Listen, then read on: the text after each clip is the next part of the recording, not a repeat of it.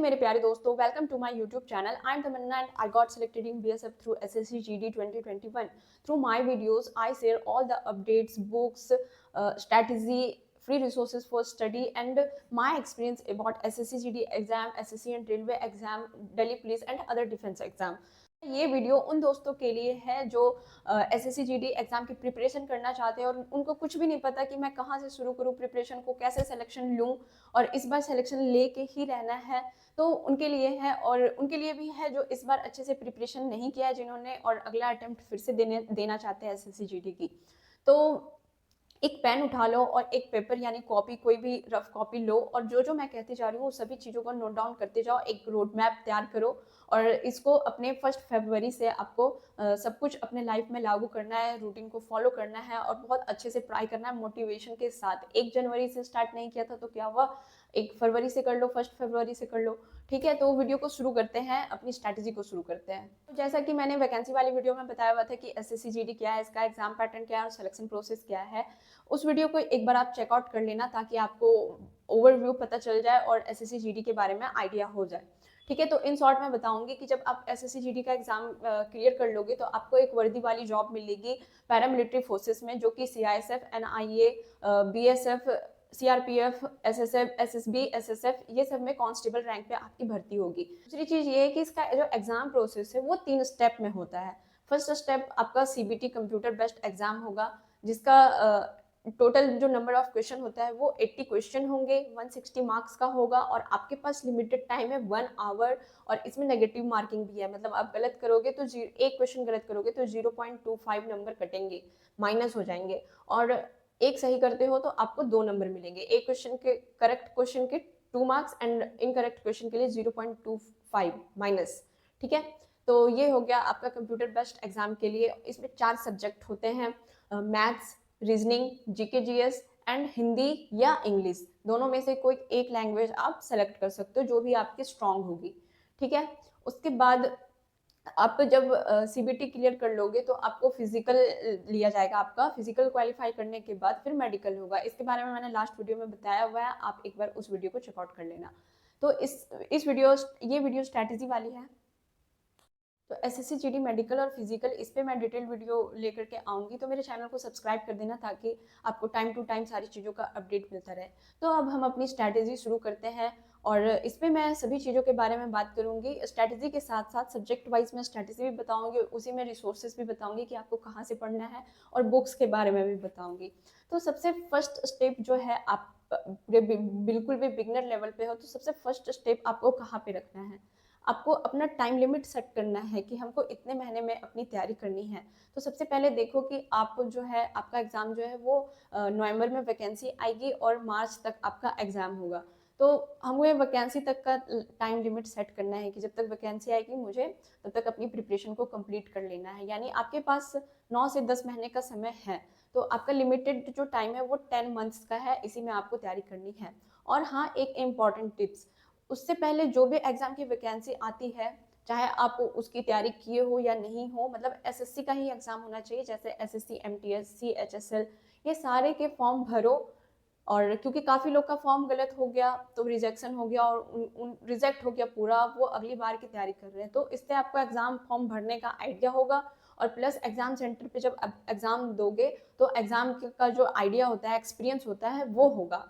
तो इससे आप जब SSC GD का एग्जाम देने के लिए जाओगे तो आप काफ़ी एक्सपीरियंसड रहोगे एग्जाम सेंटर को लेकर के, आप पैनिक नहीं होगे और मतलब बहुत कुछ हैंडल करने का जो है वो जो कैपेसिटी है वो आप में आ जाएगा। जो दूसरी चीज़ है, सेकंड स्टेप, फर्स्ट स्टेप आपने क्लियर कर लिया कि हाँ मेरे पास इतने महीने का समय है। सेकंड स्टेप में आपको सिलेबस के बारे में जानना है। एक चार्ट पेपर लेना है, देखो ऐसा चार्ट पेपर लेना है, उस पर अपने सब्जेक्ट वाइज पूरे सिलेबस को लिखना है। ठीक है, और किस सब्जेक्ट से कितने नंबर के मतलब कितने क्वेश्चंस आते हैं वो लिखना है। मैं अब स्क्रीन पे शेयर कर दूंगी, आप वहाँ से लिखो सब कुछ सब्जेक्ट वाइज सिलेबस और इसको अपने सामने दीवार पे चिपका लेना है। इसमें 4 सब्जेक्ट्स होते हैं, मैथ्स, रीजनिंग, इंग्लिश या हिंदी और जीके जीएस। तो मैथ्स में क्या होता है, 20 क्वेश्चन होंगे, 40 मार्क्स का होगा। सिमिलरली रीजनिंग में, हिंदी या इंग्लिश में और जीके जीएस में भी 20 क्वेश्चन, 40 मार्क्स, यानी टोटल जो है वो आपका 80 क्वेश्चन होंगे, 160 मार्क्स का होगा। नेगेटिव मार्किंग भी है 0.25 और एक सही होने पे 2 नंबर मिलेंगे। तो ये एग्ज़ाम का पैटर्न है, एग्ज़ाम के लिए सब्जेक्ट है और इन्हीं सब्जेक्ट का हमें प्रिपरेशन करना है पूरे 8 से 10 महीने तक। First step clear, second step clear. आपने सिलेबस लिख करके एक चार्ट पेपर पे आप जहाँ पे पढ़ाई करते हो वहाँ पे आपने दीवार पे सामने चिपका दिया है।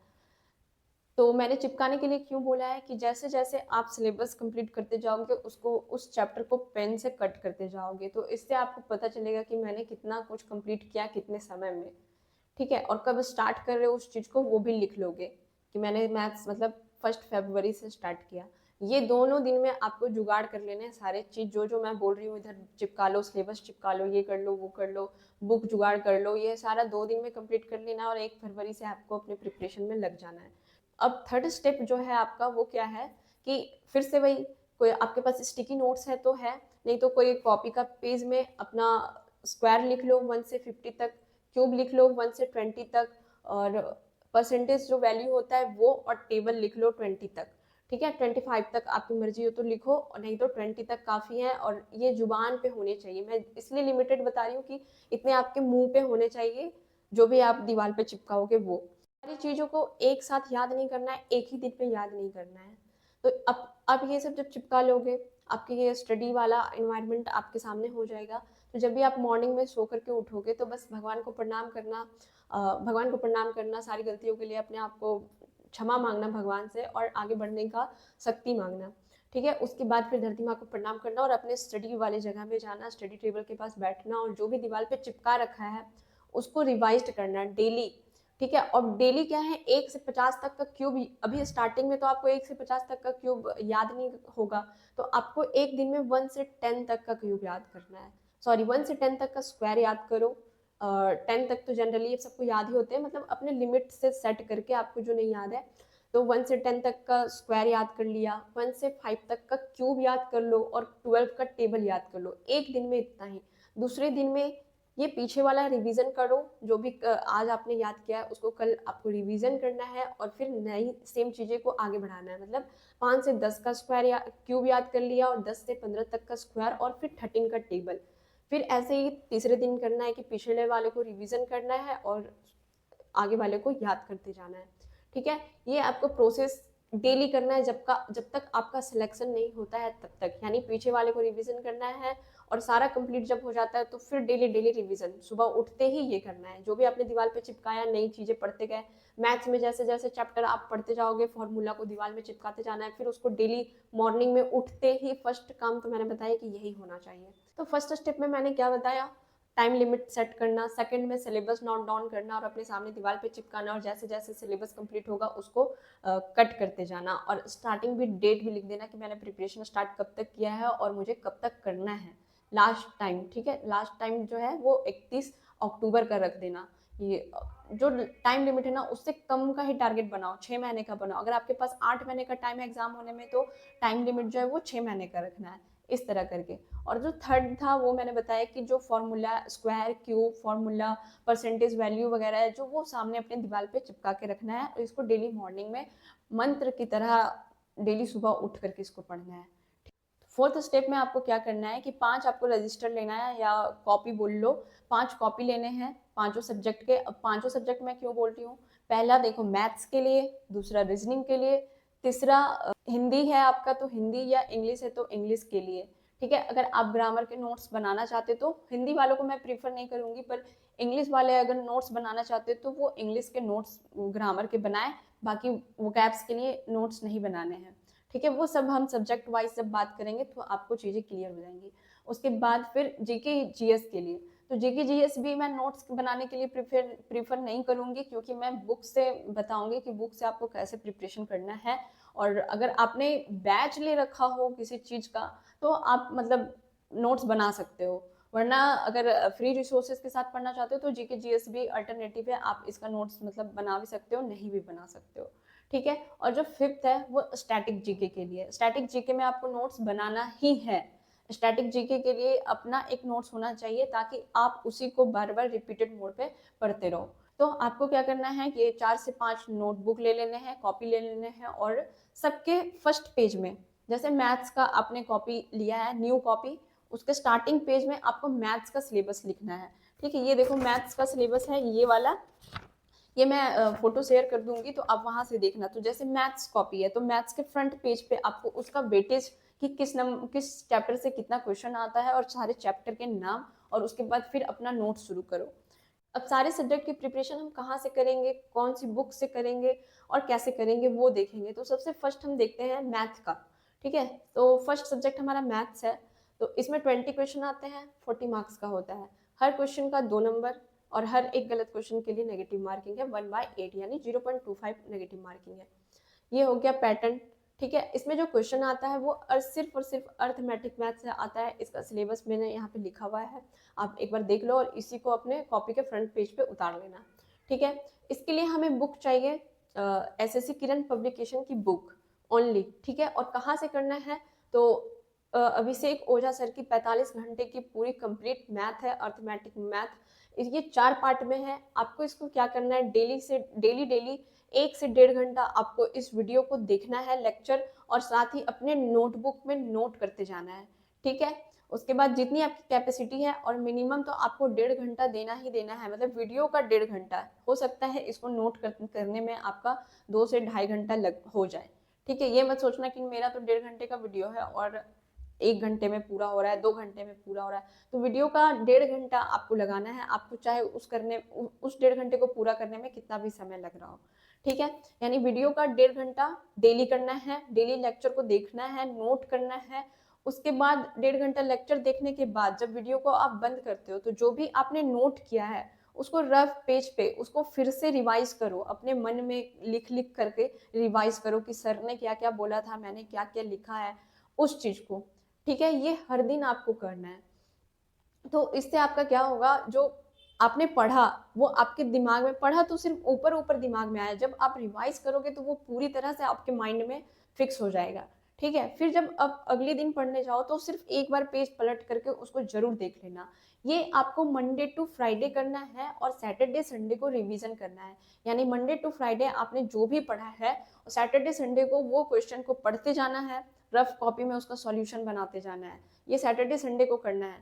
ठीक है, और साथ ही सैटरडे संडे को बुक से भी क्वेश्चन प्रैक्टिस करनी है, मतलब जो आपने नोट्स बनाए उसका भी सैटरडे को पूरा रिवीजन करना है, और फिर संडे को आपको बुक से 100 से 150 क्वेश्चन तक आपको सॉल्व करने हैं उसी चैप्टर का। ठीक है, एसएससी किरण पब्लिकेशन। और बहुत लोगों ने मेरे से कमेंट करके पूछा था कि आपने कौन सी बुक से प्रिपेयर किया था। तो मैंने मेरे पास दोनों बुक थी एक्चुअली, एसएससी किरण पब्लिकेशन की भी और आरएस अग्रवाल की भी बुक थी। पर उस टाइम मेरा प्रिपरेशन जो है वो काफ़ी कम समय था, तो आरएस अग्रवाल से ही हो गया था और काफ़ी अच्छा प्रिपरेशन हुआ था, क्योंकि मैं वीडियो भी देखी, जैसे मैं अभी बता रही हूँ आपको वैसा खुद मैंने भी किया था, मैंने वीडियो भी देखा था और फिर साथ ही बुक से, आरएस अग्रवाल की बुक से मैंने क्वेश्चन प्रैक्टिस किए थे। तो आपको स्ट्रैटेजी समझ में आ गई, आई होप गाइज आपको समझ में आई होगी। अच्छे से नहीं आई तो फिर से मैं समरी बता देती हूँ कि आपको क्या करना है।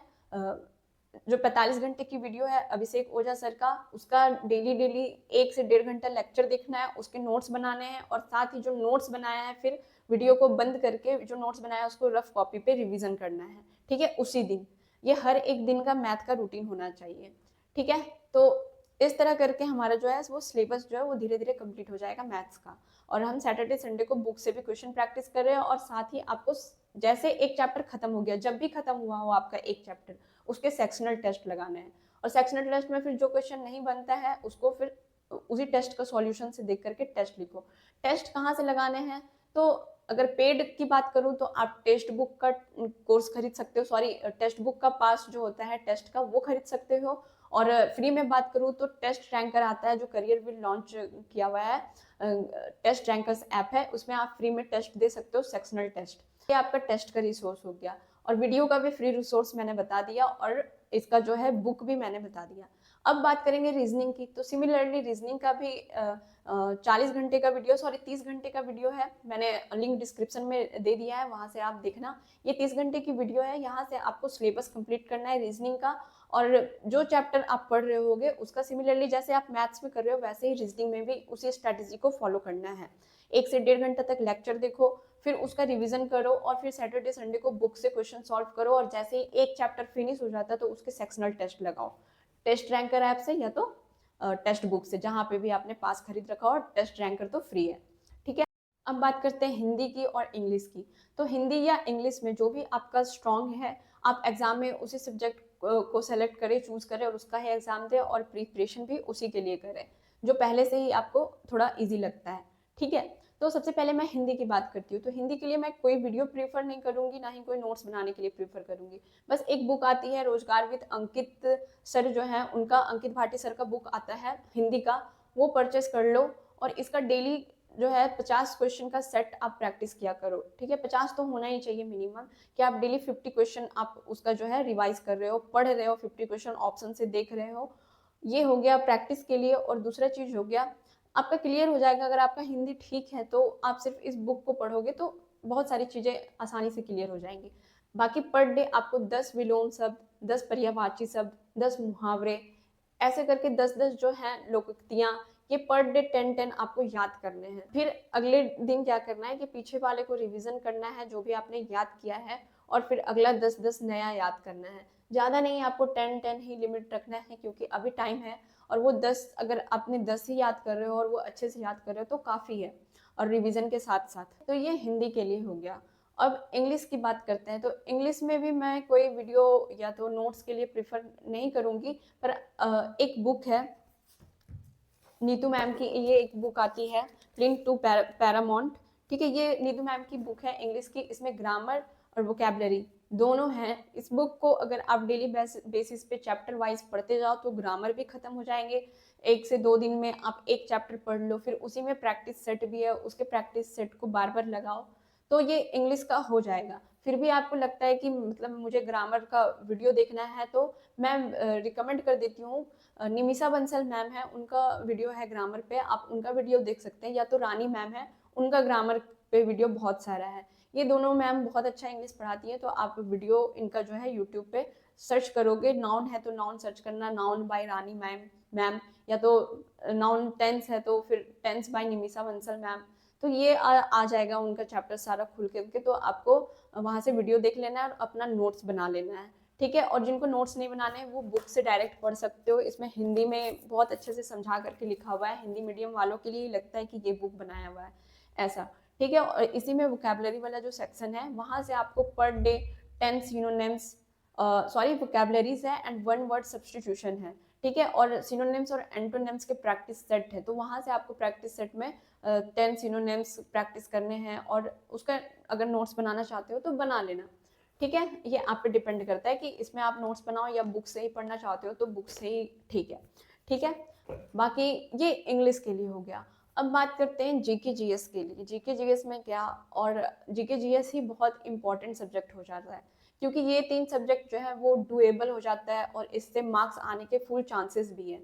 और मैं स्टार्टिंग में ही बताती रही हूँ कि ये जो 3 सब्जेक्ट है ना, मैथ्स रीजनिंग और इंग्लिश, या जिनका हिंदी है वो हिंदी, ये 3 सब्जेक्ट को इतना स्ट्रॉन्ग कर लो, इतना कि ये तीनों में फुल मार्क्स आने चाहिए।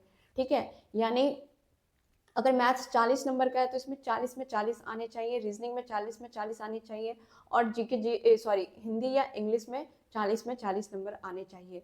ठीक है, ताकि आपका 120 नंबर जो हो वो तो कंफर्म होना चाहिए कि 120 मेरा जो मार्क्स है वो कंफर्म है, ये मुझे कोई नहीं हरा सकता है, या तो इससे कम मेरा नंबर आ ही नहीं सकता है। हाँ, कुछ अगर बहुत टफ लेवल के क्वेश्चन आ गए तो हो सकता है कि आपने ना बनाया हो, पर वो टफ क्वेश्चन जो होगा वो सबके लिए होगा। ठीक है, तो वो सिर्फ आपके लिए नहीं होगा, लेकिन जो आप प्रिपरेशन कर रहे हो उसको अच्छे से करो। ये 3 सब्जेक्ट में अच्छे से किया जा सकता है। ये 3 सब्जेक्ट में मतलब आप जो है वो फुल मार्क्स गेन कर सकते हो।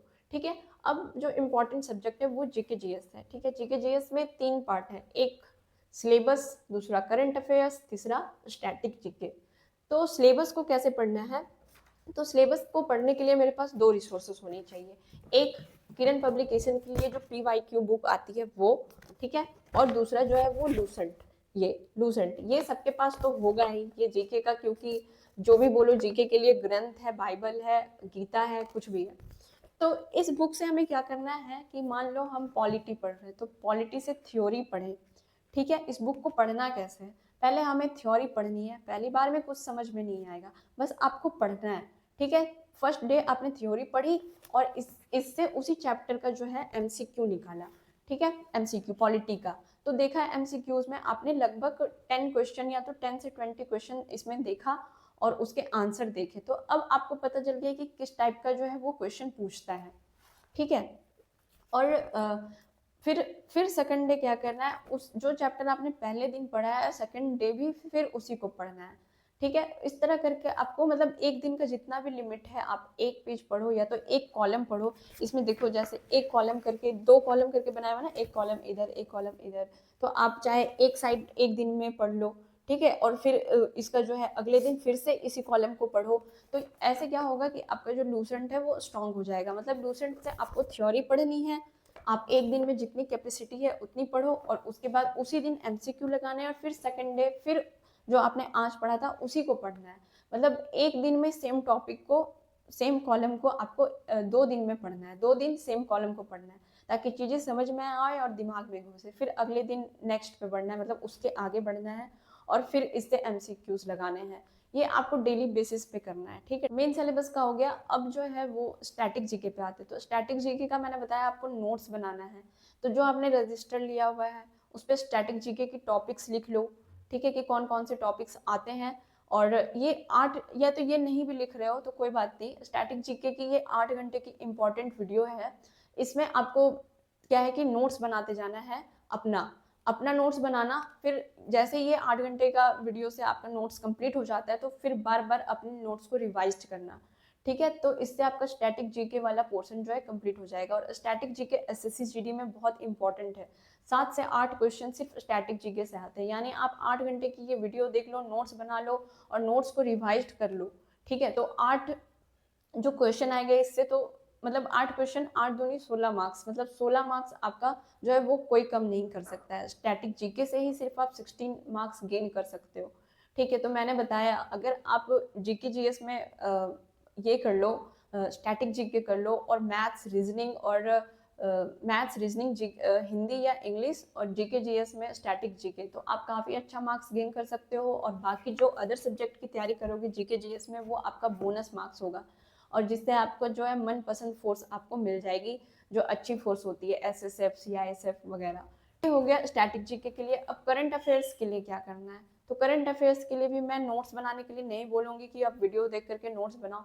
हाँ, वीडियो का जो मंथली करंट अफेयर्स होता है आप उसको देख सकते हो, वीडियो देखना है। और एक बुक आती है स्पीडी की वार्षिकांक, ये आपको बुक परचेस कर लेना है। आपको नज़दीकी बुक स्टोर से भी मिल जाएगा ये सारा जो भी मैंने बुक्स रिकमेंड किए हैं वो। तो नज़दीकी बुक स्टोर से आपको ये वार्षिकांक का जो भी लेटेस्ट अपडेट का होगा वो ले लेना। और इसका बहुत अच्छा कैटेगरी वाइज करके करंट अफेयर्स लिखा हुआ है, तो आप वहाँ से इसका करंट अफेयर्स जो है वो याद करते जाना पर डे, ठीक है। तो ये करंट अफेयर्स के लिए हो गया। और करंट अफेयर्स के लिए कोई सेक्शनल टेस्ट लगा लेना, एमसीक्यूज लगा लेना, या तो यूट्यूब पे वीडियो आती है एमसीक्यूज के लिए तो वीडियो को बस चला लेना। और साथ ही साथ जब आपने याद किया हुआ है मंथली करंट अफेयर्स तो वहाँ से जा करके रिवाइज कर लेना वीडियो को देख करके। पर वीडियो देखना भी तो मंथली वाला देखना, ठीक है। बाकी ये बुक से आप डेली बेसिस पे करंट अफेयर्स याद करो। तो ये आपका जो है कंप्लीट स्ट्रैटेजी है। आप प्रिपरेशन को मैंने बताया कि आप कहाँ से स्टार्ट कर सकते हो। और एक इम्पॉर्टेंट टिप्स भी मैंने बीच में शेयर किया था कि एसएससी जीडी होने से पहले बहुत सारे एग्जाम होंगे, तो उसके भी फॉर्म फिलअप करना। और दिल्ली पुलिस का तो दिसंबर में ही एग्जाम है, तो दिल्ली पुलिस का भी एग्जाम जो है वो बहुत ही अच्छा जॉब है, एसएससी जीडी से भी अच्छा है। तो आप उसके लिए भी प्रिपेयर्ड हो सकते हो अगर इसी स्ट्रैटेजी के साथ चले तो, ठीक है। तो उसके बीच पहले जो भी एग्जाम आता है तो उन सभी का एग्जाम आपको फॉर्म फिल करना है और एग्जाम भी देने जाना है, ताकि एग्जाम सेंटर का जो इन्वायरमेंट होता है उस इन्वायरमेंट को आप पहले से ही यूज टू हो जाओ। मतलब आपको आइडिया हो जाए कि हाँ क्या क्या प्रोसेस होता है और आप पैनिक ना हो जब आपका एसएससी जीडी वाला एग्जाम हो। तो आई होप गाइज ये वीडियो आपके लिए हेल्पफुल हो, क्योंकि काफ़ी मेहनत लगती है कि कौन सी अच्छी रिसोर्सेस है उसको ढूंढो और कैसे मैं अपनी बात आपके तक अच्छे से इजी लैंग्वेज में शेयर कर पाऊँ, ये सब करने में। और खैर मुझे अच्छा भी लगता है। तो गाइज इस वीडियो में इतना ही। अगर आपका कोई भी डाउट है कोई अदर सब्जेक्ट को लेकर के, या तो कोई स्पेसिफिक सब्जेक्ट पे है कि मेरा ये वीक मतलब ये वीक सब्जेक्ट है, इस पे एक स्पेशल वीडियो बना दूं, तो मैं अच्छे से डिस्क्राइब करके बना दूंगी, आप कमेंट करना। और चैनल को सब्सक्राइब जरूर करना, वीडियो को लाइक करना, ज़्यादा से ज़्यादा शेयर करना। मिलते हैं अगले वीडियो में, तब तक के लिए tata bye bye, take care and be optimistic with Tamanna. Bye bye.